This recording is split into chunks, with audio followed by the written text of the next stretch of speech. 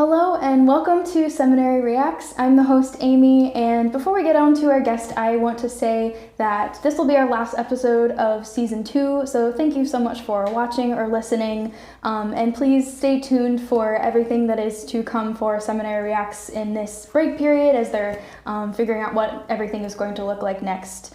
But for the episode today, we have our guest, Drew Strait, who is the Associate Professor of New Testament and Public Faith here at AMBS. He is also the author of Strange Worship, which we have here. Would you like to introduce yourself? It's so great to have you on the podcast today. Thank you so much for having me. Yeah, I'm delighted to be here with you. I'm also a dad of 3 kids. And I'm from the Pacific Northwest, Spokane, Washington, to be specific. So I'm not a native Midwest person, but I've grown to really appreciate living here. And my background is in biblical studies, specifically focusing on early Jewish and Christian negotiation of the angry tyrant. And so anti-imperial dimensions of the New Testament in particular is an area of deep interest for me. And so this transition to studying kind of modern manifestations of the angry tyrant has been very interesting for me and like kind of a natural transition. Yeah, great. So before we dive into some of these Reddit posts, what is your experience with Reddit? It's none. I've heard of it on the periphery, but I have never been on the website. I actually don't even know what the structure of it is in the profile. All right. Well, we're going to be diving into posts from some different subreddits, just people who are in little communities online, just asking questions, saying things, and wanting to get feedback on those different things. Yeah. Let's do it. Are you ready for our first question here? So the question for this post it's pretty simple, and I really want to dive into what exactly this person is asking. So this post is coming from the subreddit Christianity, and the title of the post is, "What is Christian Nationalism?" I only see people hating on it, not actually defining it. What's so bad about it, and how would it be harmful? And to play devil's advocate, how would it be beneficial? If at all possible, I'd like to hear your definitions from each supporters and opposers. Grace and peace to you all. So we're kind of coming from more of the opposing side, I would say. So to break it down, first, what do you define as Christian nationalism? For someone that's kind of hearing these phrases online and they're not really sure like what exactly it means. What is Christian nationalism? Yeah, this is such an important question, Amy, and for me really is step one for engaging in this important conversation that we need to be having, especially in the context of churches. The first thing I would say is that the term Christian nationalism has become deeply politicized and even weaponized over the last 5 or so years. There were some journalists and scholars who were using the term as early as like 2006 and maybe a little bit before that, but it didn't really pick up traction until around 2020 after Andrew Whitehead and Samuel Perry wrote Taking America Back for God. And then around the time of the January 6th Capitol insurrection, searches on Google at least spiked exponentially, people searching to understand this term Christian nationalism. So since then, most of us have really embraced the term to talk about what some call the founding myth. And the basic idea of the founding myth is that America was founded by white Christian men specifically and purposefully as a Christian nation. But it takes that thinking even further to the idea that God that we have a special purpose in the unfolding story of salvation history, that God is using America to unfold God's purposes among the nations. And so this in many ways militarizes the gospel as well. It kind of embeds the gospel in an ethnic identity, a partisan political identity, and a militaristic identity as well. And these kind of underlying identities become a more powerful, controlling narrative than one's baptismal identity in Christ. And so when I go places, especially to congregations, to define Christian nationalism, theologically speaking, I often argue that it is a theological imagination that has been co-opted by state power, but it has a deep nostalgia for Crusader Christianity. Okay. So deep nostalgia for the past. To interrupt. Could you break down a little bit about like what that means? What we like how you see that kind of playing out? Yeah. So I grew up in the United States, obviously. I grew up around both conservative and progressive Christians, and I was exposed to what I would now call Christian nationalist from a very young age. And I would say starting in the early 2000s, I started to observe that many of my Christian friends, especially in the evangelical world that I come out of, had a deep loyalty to the nation state. They had a patriotism that went even beyond patriotism. It was almost in some cases kind of a blind loyalty to state power and military power, so that even when the US military would do things that are clearly at odds with the life and teachings of Jesus, this loyalty was so powerful that they would continue to cheer on and support the dropping of bombs, for example, on strangers in Baghdad on the other side of the world. And this became troubling for me because for the first time in my life, I realized that not all Christians believe that the life and teachings of Jesus are authoritative for life in this world rather than exclusively in the world to come. And this was a moment of deep cognitive dissonance for me, where I had to actually go back to the Gospels and reread the teachings of Jesus and try to make sense of what they mean for life in this world, and especially what they mean in terms of our loyalties to empire. Where are the boundaries of these political loyalties, even to partisan political loyalties? And ultimately, this is kind of what led me on a journey toward Anabaptism. Yeah, that's really important. That's really important. So where do you see currently, where do you see Christian nationalism showing up, like especially in the U.S. context? It seems like this person who's writing is from the U.S. context, and that's often on social media where people are pointing to right now, is to the United States. Where do you see that happening? Yeah, well, first I want to be very clear that Christian nationalists are not a homogenous group of people. And as we continue to get into these debates about what Christian nationalism is, definitions have become very expansive as scholars and practitioners from different backgrounds and academic disciplines are bringing new and fresh optics to the question. And so, there's a big debate right now about how we define this term. What is the proper terminology? So some of us are using Christian nationalism. We're using Christian dominionism, this idea that Christians have a divine mandate to rule the nations. And then a scholar named Matthew Taylor has also popularized, from my perspective, I think he's popularized the terminology of Christian supremacism, this idea that Christianity and Christians have a divine kind of invitation to institutionalize Christian privilege and power over the nation state. So I want to be very clear that this is not a homogenous group of people, and that these definitions are expanding very rapidly, and that there are a number of vectors for Christian nationalism right now. And one would be the Christian Reconstruction movement led by R.J. Rushdoony in the 60s and 70s. Another one would be what some are calling Theobros, who earned this moniker for their attacks on female scholars and feminists on Twitter, people like Kristen Cobus-Dumais. Catholic integralists are another really important vector for Christian nationalism right now. And then evangelicals are a major vector of Christian nationalism, but they too are not a homogenous group of people. And so when I talk about this, I always want to be very careful to say that evangelicalism is a vector for Christian nationalism, but not all evangelicals are Christian nationalists. Right. So I want to be very careful about not essentializing whole people groups. I think that is really important right now. Yes. So to get back to your question, Christian nationalism has become a pervasive ideology and theology in many different corners of the United States right now. And I think what's most disturbing about the particular moment that we're living in is that it has reached the highest levels of the US government. So we're seeing Christian nationalist ideology, aspirations, and visions of the future literally being enacted at the highest levels of the United States government. So this isn't some fringe grassroots movement anymore.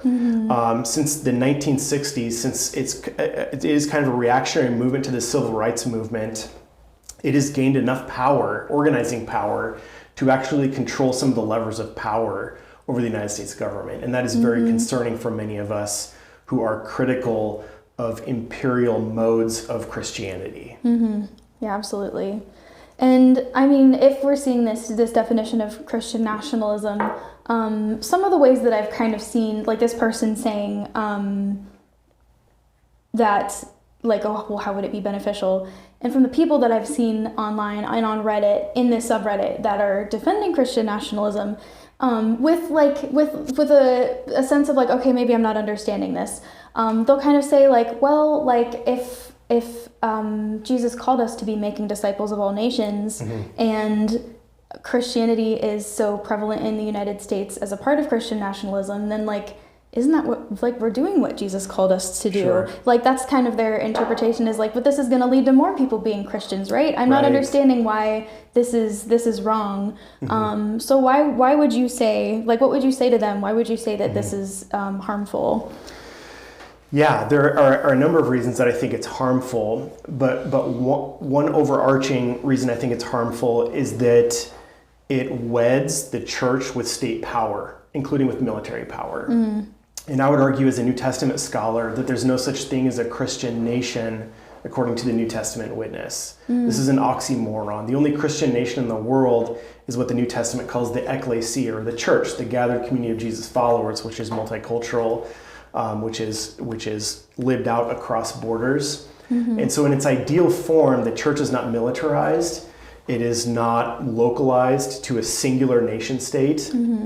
And I think in its best form, it is critical of imperialism. Unfortunately, in many cases, especially starting with Constantine, Christianity has become a mode of a kind of imperialism all in itself. So the temptation has always been with us.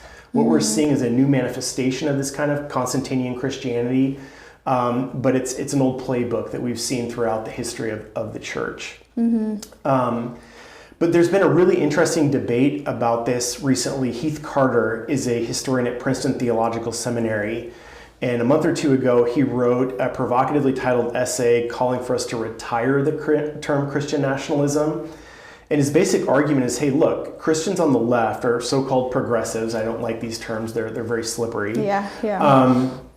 He's arguing that progressive Christians, like in the social gospel movement, are also Christian nationalists because they have a very particular view of the nation state that they want to adopt and lobby for by drawing on Christian theology. So if I'm hearing him correctly, he would say that I'm a Christian nationalist because I'm drawing on the biblical narrative and theology to speak into public policy and state power, which is true. Where I get a little bit hung up is that I'm not a nationalist as an Anabaptist. I actually have deep suspicions in terms of my posture towards state power that is baked into my theological tradition. But I still think this is a really important conversation for us to have, because none of us have immunity from our minds being co-opted by state power. So all of us have this temptation that even Satan brought before Jesus in the wilderness. And so I think this is a conversation we need to be having in real time in congregations as we're kind of interrogating our political loyalties during this moment of incredible polarization across partisan lines. Yeah, absolutely. Absolutely. That's a really good thing to bring up. And I think the other thing I wanted to say, we talked a little bit about Constantine, Melinda and I did, and I think it was our third episode of the first season. So, if you're interested in learning more about the Constantinian shift, she explains it so well. So take a look at that. But yeah, I see the way that, we talked about it with the Constantinian shift. We talked about how damaging it was to have state power as a part of Christianity, not just because from a theological biblical standpoint of this is against what Jesus told us to do, but also just the ways that power was corrupting, and power was, and so much of Jesus's ministry and the early church was about really rejecting that kind of power. I think there's a lot of ways that we see that happening today, just in the ways we see Bible verses being used and Christian worship music being used. And it seems like it's all over the place on social media platforms and during speeches, and it's constant. And I think it's, if you're really looking for it, it's pretty clear, at least to me, that the way that power is being used, it definitely, if you're in that position and you're using these Bible verses, it almost feels like it's kind of changing the meaning. Yeah. Before we go on, is there anything else you'd like to say about just like the concept of Christian nationalism? Yeah, I just want to reemphasize that there are multiple vectors of Christian nationalism, Christian supremacy in the United States, and it's important to differentiate these movements and not homogenize them. And I think it's important for your listeners just to be aware that how we define this term is an ongoing debate between theologians, biblical scholars, historians, political scientists, sociologists. And I ultimately see this as a very good thing as we're trying to get conceptual clarity on what it is we are actually resisting for those of us who consider ourselves resistors and rejectors of white Christian nationalism. I also want to be very clear that whiteness is a powerful and alluring power in this movement. Not all Christian nationalists are white, but many of them are.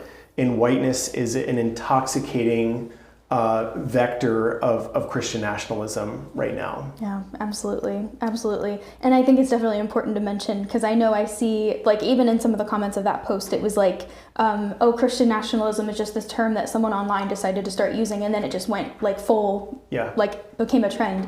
So that's not the case. There are lots of professionals and scholars and I mean people who like their job is to, like you, like people who their job is to be looking at the New Testament and at theology and the biblical texts, who are very much talking about this. And it's not just a trend online that people are talking about. It's definitely not a trend. And it's one other thing. I think it's really important to recognize that the whiteness in white Christian nationalism really is a part of a reactionary movement that goes back to the civil rights movement, civil rights gains for people of color. And Brad Onishi wrote a wonderful book called Preparing for War, talking about some of the history of how we got to this moment. And the longer title of his book is What Comes Next. When I got his book in the mail, I immediately went to the last chapter just curious, what comes next? What is he going to say? And one line from that chapter still kind of haunts me. He says, one side has been preparing for conflict for 60 years. And I think he's dead right. Progressive Christians, whatever you want to call us, have been out-organized by white Christian nationalists since the 1960s. And maybe the first step of our own sobriety, spiritual sobriety, is acceptance that we have been out-organized and that we need to have a long-term vision for what it looks like to counter this non-violently and realistically. Absolutely. So I want to move on to our next post, just so we have enough time for it. This one's kind of a long one, and I've shortened it for time, but this post is also from the subreddit Christianity, and the title is End Times Soon.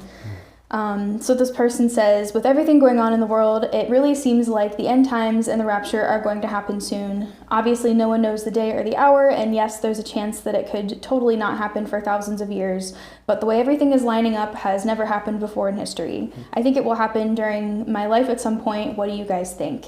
And so they have this list of the different reasons why they think the end times are happening soon.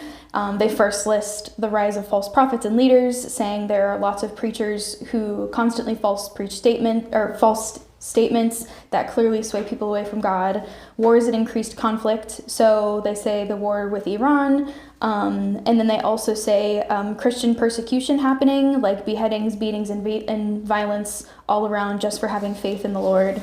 Their third point, they talk about the rise of the Antichrist. They specifically say the world is clearly becoming more and more Islamic, which is the religion of the devil. And with the rise of the Antichrist, it really seems like there is a few people who this could be.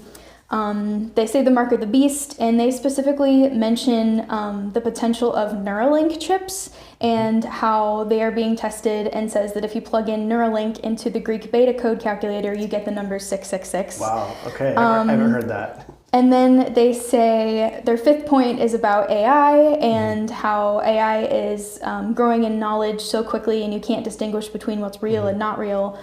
They mention the Euphrates River drying up soon. And then they talk about John's descriptions in Revelation 9 and specifically citing like there's locusts with iron breastplates and roaring wings, and say this could be a helicopter. Also that there are snakes flying through the air, which could be missiles. Number 8, they say that there's a widespread of the gospel because of social media. Number 9, they say that Israel has been ran over by Jews who do not believe in God. The Holy Land has become corrupt, and I'm not entirely sure what to think about that. And last, he says that there are visions of the end times being dreamt of by young men, and they've heard countless stories of people who've never heard of the end times having dreams about that. Yeah. Okay. So there's 10 points here, and I think, I chose this post because so many of these different things have come up, especially talking about war, especially talking about AI, and just the general fears about within Christianity about the potential end times. This person is very much coming in with a posture of like these are the things that I think are true, and this is the way I'm thinking about this. That's not true for everyone. There are some people that are posting that are really doing this out of fear and saying I feel like something's going to happen to me. I'm afraid of judgment. I'm afraid of whatever. Sure. And so this person's not necessarily coming with that kind of energy, but that is something that's very common. The end times are talked about on Reddit all the time. Yeah. So what are your initial thoughts about some of this?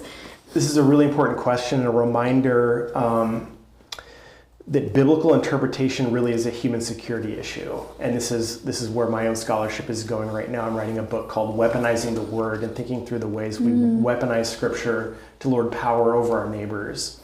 So I think that the most important thing to recognize here is that Revelation is probably the most abused book in the biblical narrative, at least one of them. It was even controversial in the early church. Some people were not super convinced that they should be included in the final form of the New Testament. So it's been a conflicted, controversial text from its very beginning, but I think it's important to recognize that Revelation is not just a script about the future. It is equally, if not more, a script about the present tense, and about how Christians are living faithfully and bearing witness to the Lamb, the slain Lamb, the crucified Jesus in the present tense, and is not exclusively focused on how the slain Lamb is going to return to seek vengeance on the enemies of God's people. Okay, we do get some of that in there as well. And so to understand this text, we have to understand its genre. This is a unique genre of Jewish literature that we call apocalyptic literature. And apocalyptic literature emerged under the stressors of empire in the 2nd century BC, when a Hellenistic warrior king sought to erase Jewish identity in 167 BC to be exact. And he went on kind of a 3-year campaign of trying to erase Jewish identity, and defiled the temple and forced women to not circumcise their sons. It was a time of deep trauma, and out of this time of trauma emerged apocalyptic literature as a literature of resistance against empire. And so we see this in the book of Daniel, we see this in the Enochic literature, and then we see this in other apocalyptic literature among Second Temple Jews, and then even outside of the New Testament in the Christian movement. But it's important to recognize that its origins were a response to the stressors of imperial domination. And it was a way of writing back to the empire without evoking the retaliation of the empire. So these many-headed beasts, these symbols, these colors, these numbers are ways of critiquing the empire without evoking retaliation. It's brilliant. It's like this incredible literary invention that is focused on empowering the people of God living under imperial domination to remain faithful to their unique ancestral traditions under the hegemony and even direct violence and cultural violence of empire. So the book of Revelation is a part of this evolving genre of literature that we call Jewish apocalyptic. Simply put, Revelation is a Jewish apocalypse. And so the most important thing I would want to say in response to this question is that Revelation is not some esoteric script about the future. It is a script that is speaking into the present tense, evoking theological wonder through this provocative imagery, and inviting the people of God to what Revelation calls hupomone in Greek, to endurance, to continue to resist the empire patiently, knowing that God has not lost control of human history. that the slain lamb is in the throne room. That's where we get these throne room scenes in apocalyptic literature as a reminder to these suffering people of God, these marginalized people, that no, God is still in control of human history. God has not walked away from the drama. God is still very much present in this midst. And in fact, God has confronted empire through the slain lamb, exposing the limitations of empire's military apparatus by dying on a cross, rising from the dead, to expose the limitations of empire's policing system. And this is like unbelievable when you start to connect some of these dots. And so one of my major concerns as a pastor and a biblical scholar is that the dominant reading of Revelation in our culture is one of what I would call eschatological superstition. As a reminder for your listeners, eschatology is the study of the end times. But eschatological things happen in the Bible in the present tense too. Eschatology isn't just exclusively a future reality. Sometimes it's the future invading the present through God's actions in human history. And so what I want us to be thinking carefully and critically about is how do we confront eschatological superstition, or what Andre Gagne calls political biblicism, this literalist interpretation of Jewish apocalypses, completely abstracted from their historical context. How do we confront that in the public sphere and offer a more responsible, life-giving, neighbor-loving way of reading these apocalyptic texts, which sometimes are very violent? And we need to confront these texts head on and be honest about kind of what they are doing and how they're being interpreted and lived out in the present tense today. Absolutely. And a few things that you've pointed out that I want to reemphasize. First is that, like, in the way that you're talking about Revelation and saying, okay, we're not taking this literally as this person has written, but you're not discrediting it either. No, you're not saying, oh, well, this isn't actually something that's happening in the future, so let's just kind of like throw it away. Like, there's still so much value in this text, and it's still very, very important. Yes. But we need to be considering how we're reading it. And then the other part being, like, as opposed to what we were just talking about with Christian nationalism, when we're talking about the book of Revelation and God's power and the way that God is confronting empire and the way that they're describing that, it's God that's doing it and not the people that are like rising up and trying to take over everything. So it's very, very different. It's a very different worldview in terms of God's role in that and our role in that too. So I wanted to point out those few things. Yeah, and I'll be real honest. I grew up in the church mostly being embarrassed of Revelation. I just didn't know what to do with it. It was like this just bizarre text that felt totally foreign to me.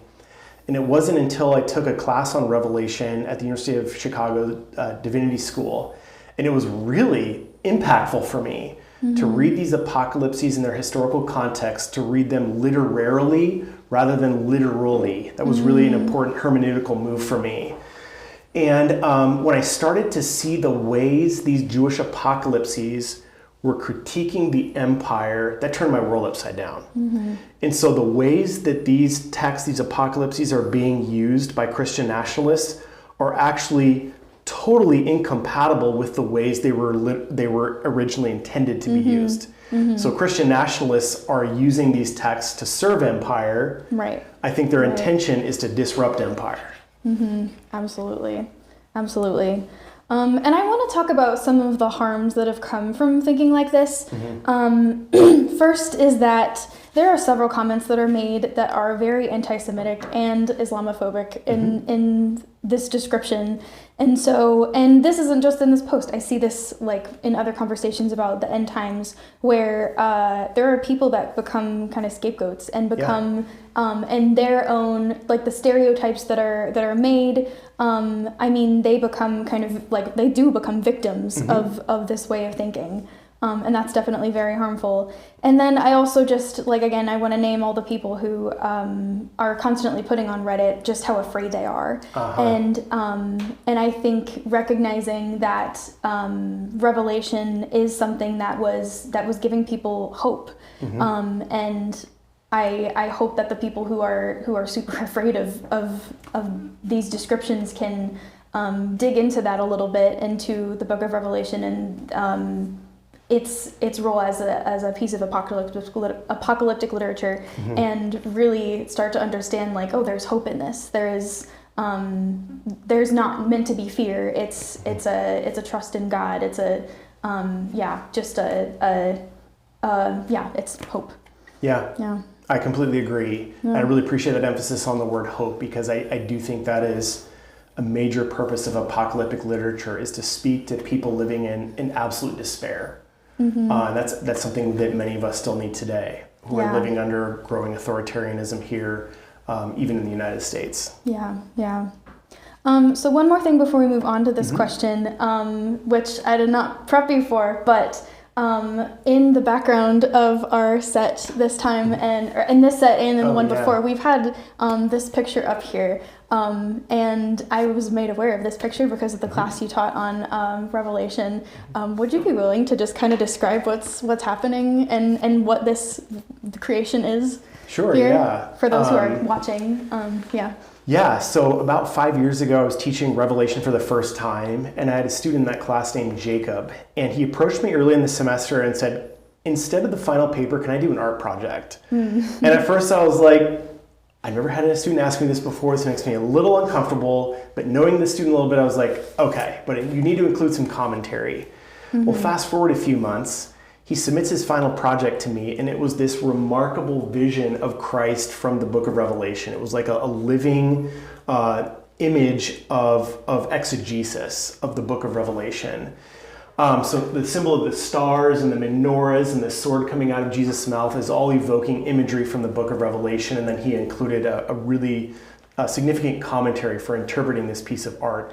So needless to say, my mind was absolutely blown when this thing hit my inbox. And he created this not by painting, but rather by superimposing thousands of images on top of one another.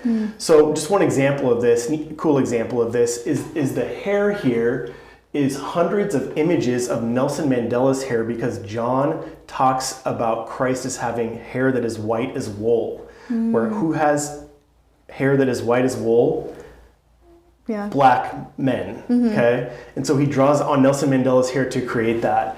And then one really unique thing about the image is that Christ's sword is coming out of his mouth backwards instead of forwards. This is a very Anabaptist interpretation of this imagery, saying that no, Jesus' sword, some would interpret it as just being the word of God, and nonviolent kind of rebuke of the enemies of God's people through the word of God. Some would interpret it violently. This is a literal sword where Jesus is going to smite God's enemies. But Jacob interpreted this in the reverse, that this is an image of Jesus' self-sacrificial death, that Jesus' death and resurrection are really the means through which God is bringing about a new creation, a new heaven and new earth, to evoke the language of Revelation. So this is a great surprise. I actually have this exact picture in my office, and something I look at often for hope in my own life. Awesome. Thank you for describing that for us. So our last post of today is coming from the subreddit Reformed, and the title of this post is, "When should I be concerned over Christian nationalism in my church?" Some backstory. I've been a member of the same small Baptist church for over 10 years now. Over the years, I've seen Christian nationalism and divisive politics become more prevalent in this church, as it has done the same in general American culture. I've noticed more Canon Press books, people wearing Trump gear to church events, etc., but nothing about politics ever officially from church staff or from the pulpit or things like that. A little over a year ago, we hired a new lead pastor after our previous pastor retired due to health issues. Other than a few offhand comments about public schools, universities, or some other generally liberal secular institutions, nothing overtly political has been said by him during sermons. However, my pastor has made some concerning comments recently along the lines of Christian nationalism in private conversations or smaller group settings. A few comments such as Democrats being demonic baby killers, etc. He's also positively shared posts about Doug Wilson's recent CNN interview on social media and recommended the Haunted Cosmos podcast to me. At what point would you be concerned about the influence of these things on your pastor? Am I overreacting to finding this problematic? Yeah, this is such an important question, and I know many people are grappling with this right now. Yes. So this person is not alone. I think my first question for this person would be, what is their kind of social location in the hierarchy of the United States? If this is a historically marginalized person, it very well may be the case they're not safe in this congregation, and I would probably encourage them to find a new congregation. So my first question, pastorally speaking, would be just one of safety. Is this a safe place for this person to worship and openly be who they are, spiritually, theologically, politically, all the things? So that's my first concern. This individual brought up that their pastor had been maybe even positively reflecting on the work of Doug Wilson. That would be a trigger for me. I think that Doug Wilson is a pretty problematic person right now who is... I'll be careful with this, but Matthew Taylor's a book coming out on Christian antichrists. And we need to remind ourselves in the Bible and in the Johannine literature that the antichrist is not a singular person. It is antichrists in the plural, and these are people who come out of the church from within.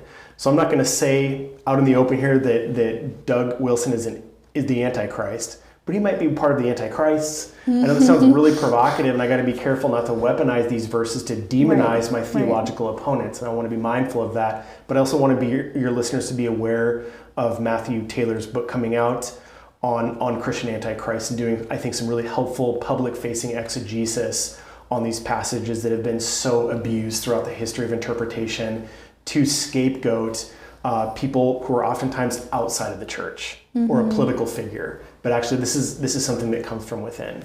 So his use of Doug Wilson's work would be deeply concerning for me. And I think the most important question someone in this situation should be asking is, how is my congregation contributing to the flourishing of all of humanity and not just a select group of people? Is my congregation going out of its way right now to love our neighbor as ourselves or to lord power over our neighbors? That for me is a really important metric right now. If lording power over our neighbors is being advocated for from the pulpit or even conversations with leadership outside of the pulpit, that is deeply concerning to me. And so I would encourage people to think also about how the Bible is interpreted. I've been doing a lot of work on what I'm calling biblical authoritarianism. And so I'm arguing that anytime the Bible is read and interpreted to lord power over our neighbor, it is not being used as an authoritative text, but rather as an authoritarian text. So even hermeneutically, I would encourage this person to ask, is the Bible being used to breathe life into this world or to breathe a kind of authoritarian vision of lording power over our perceived enemies? That would be a really important metric for me as well.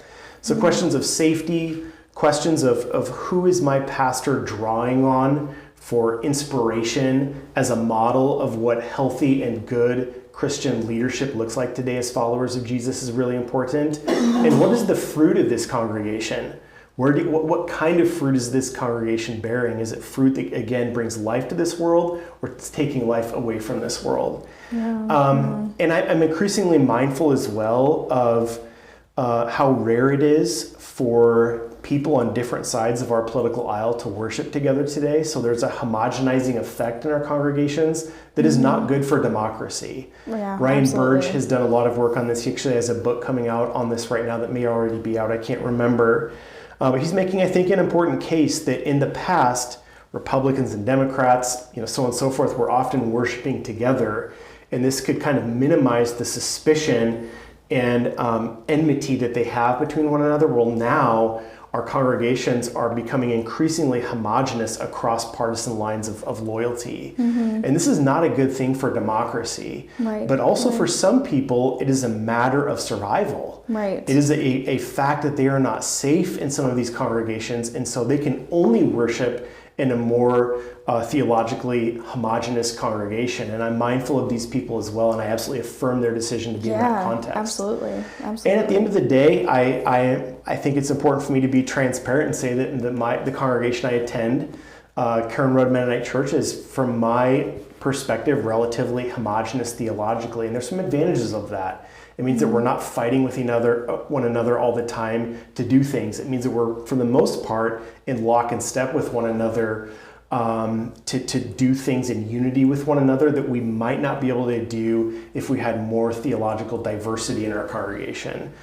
So there are pros and cons to this, but I think my biggest question is a pastoral one. Is this person physically safe, emotionally safe in this congregation? Because in many, many congregations in the United States right now, these people would absolutely not be safe. Absolutely.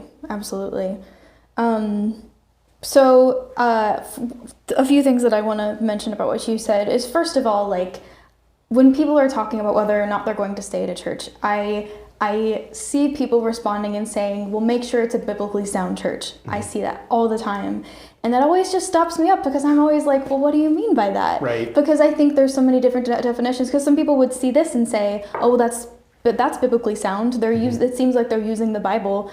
And so I appreciate the way you've kind of like labeled it as like biblical authoritarianism as what to be looking out for, because it's not just, oh, they use the Bible. It's, no, they're using the Bible to have power over someone else, and to justify power over someone else, as kind of a measure for that congregation. And then I'm also curious, like, for this person, if they do feel like they are physically safe in this congregation, and they're still noticing that there are all these different red flags, I mean, what would you advise them about how to really go about that? Like, if they're feeling unsafe and it's to the point like they feel like they have to leave, then that's one thing. But if they're feeling like no, I want to stay with this congregation because I want to be kind of, working against some of the narratives that are at play there. Like, what advice would you give them? Yeah, and some people, I want to be clear, do feel called to that work. Yeah. And I applaud them. Yeah. We need them so badly right now, who are in these spaces where they can have dialogue with people who disagree with them about biblical interpretation, about politics and religion, and so on and so forth. So, I really admire the work of Caleb Campbell, who's become a friend over the last few years, who wrote a really important book called Disarming Leviathan. Caleb is an evangelical pastor in Phoenix, Arizona, which was a bit of a hotbed for Christian nationalists. And kind of the premise of his book is that we need to call Christians to be missionaries to Christian nationalists. This is actually a mission field. Yeah. Pretty provocative idea. Yeah. Most of my work is more focused on the choir. I have not been out evangelizing Christian nationalists, with some rare exceptions, like among some family members and whatnot. But I do think some people are called to operate in that kind of space, and we need to do what we can to support them and help to equip them and encourage them and pray for them, all of the things. I think the most important thing that they can do is create safe spaces for having dialogue. Dialogue is different than debate. Dialogue is a really important tool among strategic peace builders. It is a space where we can also engage in what I call in my book empathic resistance. Empathy, according to people like Pamela Cooper White, is not the same thing as sympathy. Showing empathy to someone doesn't mean you have to agree with them about their theological convictions. It's more of a posture of curiosity. How can I learn enough about you and how you got to your political and theological convictions? Can we get to a place where we're not going to harm one another with our words, with our social media accounts, and worst case scenario with weaponry and so on and so forth? And so the goal of dialogue is not necessarily to convert people and to change people's minds, but rather to get to a place of shared understanding out of a posture of empathy and curiosity, to where we're not going to harm one another. And that is really significant right now. Yeah. And unfortunately, we have hardly any spaces for doing this work. And this is where I do think we have infrastructure in place. We don't need to start from scratch, and it's called the church.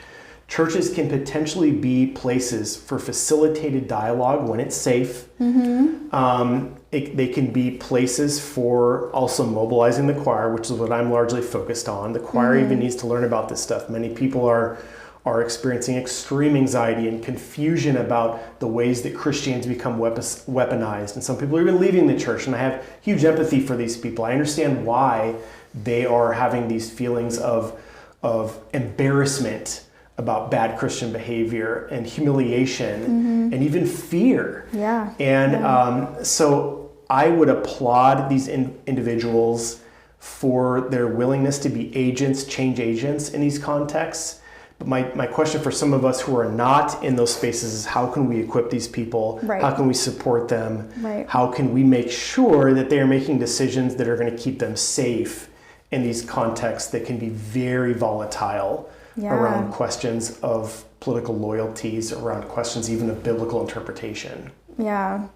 And I can hear people saying, like, well, if your goal isn't to be changing their mind, then there's no point to it. But I think, like again, that's not the point, is to make them think something different. It's to, cultivate a sense of empathy with one another. And I think, like, that does make a huge difference, because I think so much of how we've gotten to where we are today is from the unwillingness, inability to try to understand where someone else is coming from. And I think, like, it can, I've seen situations where it has been very powerful, just a dialogue between two people, and having that understanding of each other has really helped them broaden their worldview, and has led to very positive relationships and positive change. And so, I understand why some people would be against the dialogue method, because they'd say, oh, nothing's going to happen. And even people who would say, no, dialogue is not enough, we need to use violent methods to be fighting against these people, like that kind of language. But I really think it's like, you really can't really emphasize enough, like, no, dialogue like this and coming to the sense of understanding is so important, and it really does make a difference. And it might feel small, but it can really have a ripple effect. And I think if so many people were trying to be a part of this dialogue, then we'd be in a very different place. In fact, I was at Eastern Mennonite University a few years ago lecturing on Christian nationalism, and I had lunch with a group of graduate students in the Peace Studies program, and they asked me, like, what can we do to help resist Christian nationalism? I was like, you can go on a national tour giving dialogue trainings in congregations. Because many of us, including myself, have not been trained in these skills. It's not like our default. Our default is to be reactive or to walk away and to never talk again. But how do we lean in and create spaces for actual dialogue trainings, drawing on books like David Campt and Lisa Shirk's book on dialogue, and others have written on this, of course. This is a crisis. We need to talk about this in the church, maybe even from the pulpit, because this is a strategic way for building peace that we can actually do right now for those of us who feel called to entering into those kinds of spaces. And certainly is going to be far more effective than dropping bombs on Facebook, rhetorical bombs on Facebook against our political enemies. And correct me if I'm wrong, I think the text that I remember this being mentioned most was The Psychology of Christian Nationalism. That's the Pamela Cooper White book. And she spends a whole chapter pushing back against these people who say it's impossible to have a conversation with a Trump supporter. I get that sentiment. I've been there, done that, got the t-shirt. But she pushes back for 45 pages and says, no, if that's true, then what's the point of Christianity if we can't even have dialogue across extreme human difference? And she gives a whole kind of process for how we might engage in some of this work for those of us who feel safe to engage that space. Absolutely. So if anyone who's listening is interested in learning more about this, I think we've gotten like a whole reading list just from talking about this. And the Pamela Cooper White book would be my first go-to. That chapter is so important. Yes. Oh, I strongly agree. So to kind of wrap up this, and this is also kind of a wrap up of season 2 in a way too, part of your job title is to be the professor of public faith. And I think it's interesting that concept, just as we're looking at these Reddit posts that are I mean, all the Reddit posts we've really been looking at, so many of them, we end up trying to challenge the narrative that people have been taught, and challenge the ways that they've been understanding faith that's usually very fear-based and really has been more harmful in their lives than bringing about faith, hope, and love in their lives. So I wanted to give you a chance to just talk a little bit about this idea of public faith, especially in a world where we're seeing these messages that are stronger and louder, that are really opposing a lot of the ideas that we talk about here in seminary, and I mean have talked about here on this podcast. So I mean, basically, my question is like what is public faith, and why do you see it being important? Yeah. Well, first, a little bit of background. I want to be clear that public faith historically has been a bit of an oxymoron for Anabaptist Mennonites. Yes. There's this stigma that Mennonites are the so-called quiet in the land. Well, Mennonites on the left, Mennonites on the right are no longer the quiet in the land. Many of us are voting. Many of us are even scaling that up and participating in democracy by speaking into policy, protesting, calling senators and whatnot. And I'm thinking of the group Menno Action as really being on the forefront of some of that work right now and pushing the boundaries of historically the ways that we've engaged or not engaged at all with democracy. And so I see democracy as one, not the exclusive, one of our tools for restraining humans' worst impulses to participate in direct, structural, symbolic, and cultural violence, okay? So I'm seeing encouraging us to actually scale up political participation in the midst of this very authoritarian, fraught world that has this pending conflict of climate change.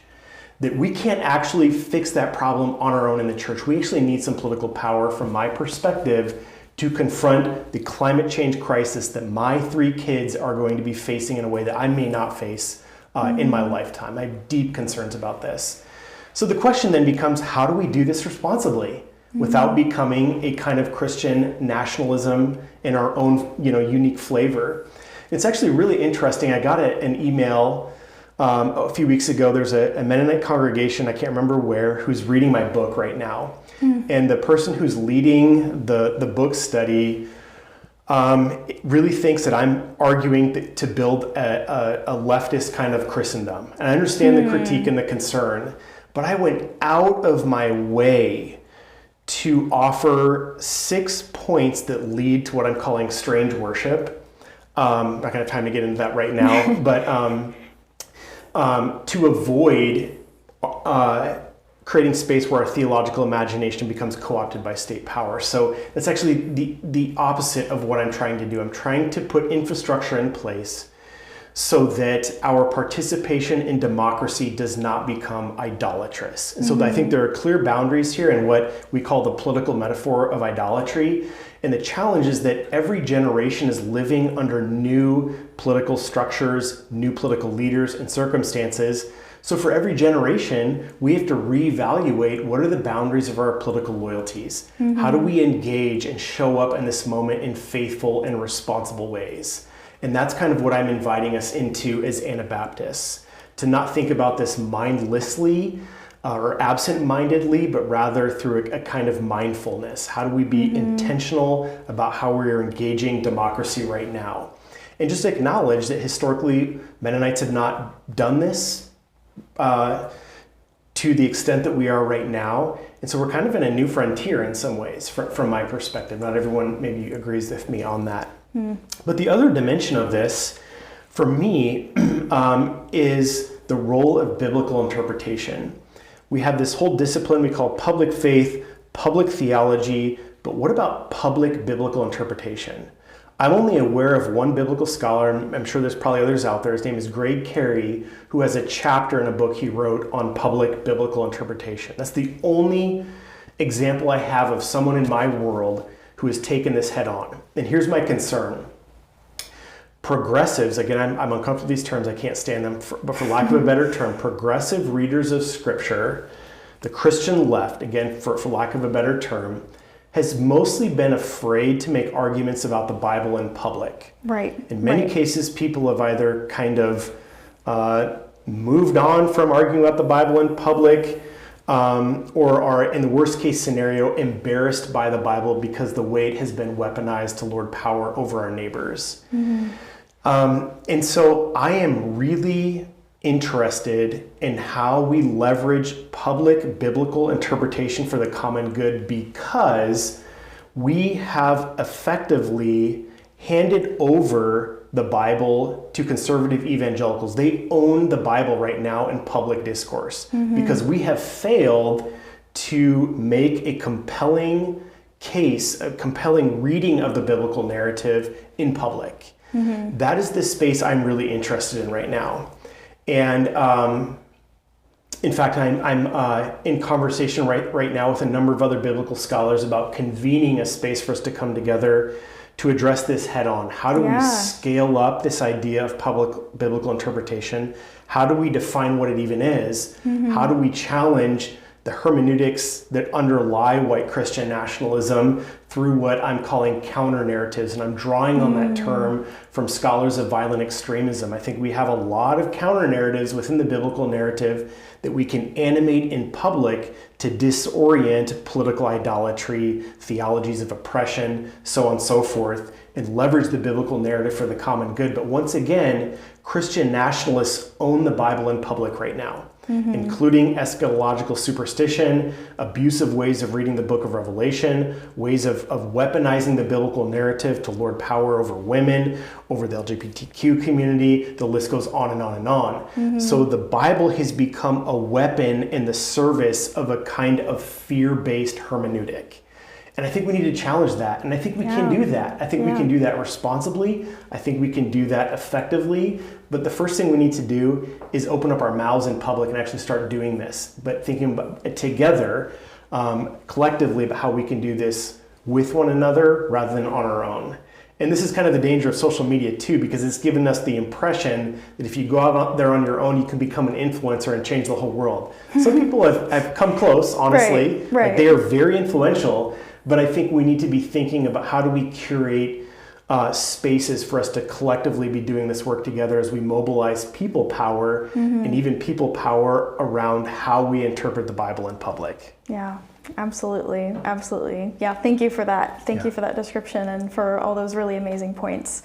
As we finish up our episode, are there any last reflections you want to give just about like any of the questions we've looked at in any of these topics?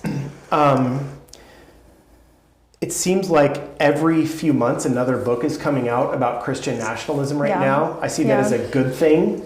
I want to reiterate the expansive and growing approaches to studying Christian nationalism. There are also books that are coming out that argue for a Christian nationalist worldview.